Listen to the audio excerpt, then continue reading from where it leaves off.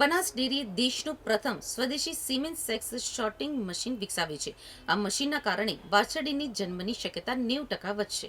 બનાસ ડેરીના દામા સિમેન્ટ સ્ટેશનમાં સ્થાપિત થયેલા આ મશીન બળદના શુક્રાણુમાંથી વાછરડીના જન્મ માટે ઉપયોગી સેલ એટલે કે કોષનું વર્ગીકરણ કરે છે, જેના પગલે વાછરડીના જન્મની શક્યતા 90% જેટલી વધશે. પરિણામે દુધાળુ પશુઓની સંખ્યા વધશે. હાલ નેશનલ ડેરી ડેવલપમેન્ટ બોર્ડની ગૌ શોર્ટ ટેકનોલોજીની પશુઓની ઉન્નત જાત સંવર્ધનમાં ઉપયોગી બની રહી છે.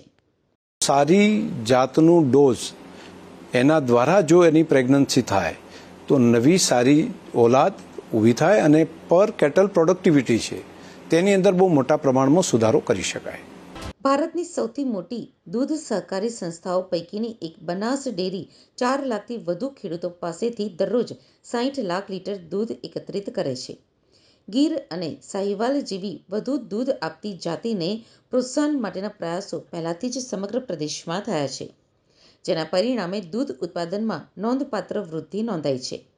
બનાસકાંઠાના પશુપાલક મોહનભાઈ રબારી આવી પહેલેથી જ ડેરી વ્યવસ્થામાં આવતું પરિવર્તન સમજાવે છે. સાહેબ, મને આખી જે બનાસકાંઠાની પબ્લિક છે ને બધીને ફાયદો છે. પહેલાં 4 લીટર 5 લીટર 3 લીટરની ઘટી આવતી. અત્યારે બનાસ ડેરીના સિમેન્ટ સારા સિમેન્ટ એની માં સારી હોય ને તો મેળવરાવે ને તો 6 થી 7 લીટર પહેલ્યા ચાલે છે અને બાવળા વસલને સુખી આવે છે. તો કુલ 20 એકરમાં ફેલાયેલું દામા સિમેન્ટ સેન્ટર આશરે વાર્ષિક 25 લાખ ઉચ્ચ ગુણવત્તાવાળા સિમેન્ટ ડોઝનું ઉત્પાદન કરે છે. આ દરેક ડોઝને સિમેન્ટ સ્ટેશન મેનેજમેન્ટ સિસ્ટમ દ્વારા ટ્રેક કરવામાં આવે છે. પશુપાલકોને વિતરણ કરતા પહેલા તેને 30 દિવસ માટે ક્વોરન્ટાઇન કરવામાં આવે છે.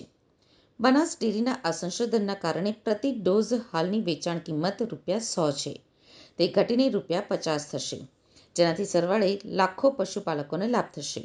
આ ડોઝ ક્વોરન્ટાઇન પૂરું કર્યા પછી અમે ફિલ્ડમાં સપ્લાય કરીએ છીએ ત્યારે તેની અંદર એક કાગળની સ્ટ્રીપ પણ મૂકેલી હોય છે, જેની અંદર બુલ નંબર, એના કેટલા ડોઝ છે એ પણ બધું લખેલું હોય છે.